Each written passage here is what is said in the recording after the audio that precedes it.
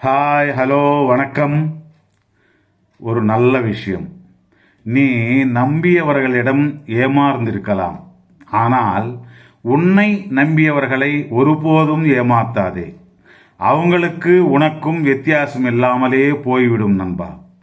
அந்நிய மதம் வேண்டாம், நம்ம மதம்தான் உகந்தது. இன்னைக்கு உனக்கு பண கஷ்டம் வந்ததென்றோ, உடல் நலம் சரியில்லை என்றோ, அந்நிய மதம் என்று பாலைவனத்துக்கு நீ ஓடிவிடாதே. ஒரே ஒரு வினாடி யோசனை செய். நீ விரும்பிய அந்த மதத்திலும் வியாதிகள், வேதனைகள், கஷ்டங்கள் இல்லை என்றா நினைக்கின்றாய்? இந்த ஒரு வரிக்கு பதில் சொல். மரணம் இல்லாத மனிதன் எந்த மதத்திலும் இருக்கின்றானா? இருந்தால் சொல். அந்த மதத்துக்கே எல்லோரும் போய்விடலாம். அதற்காக நாம் ஏன் நம்ம மதத்தையும் நம்ம தெய்வத்தையும் விட்டு போக வேண்டும்?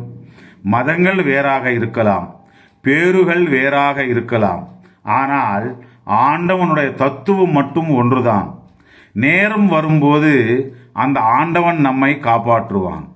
எத்தனையோ லட்சக்கணக்கில் நம்ம கோவில்கள் அன்னதானம் செய்கின்றார்கள். ஆனால் சாப்பாடு போட்டு எங்கள் மதத்துக்கு வாருங்கள் என்று மாற சொல்லி எங்குமே சொல்லுவதில்லை. அதுதான் ஹிந்து சனாதன தர்மம் என்றால் தெரிந்து கொள் நண்பா.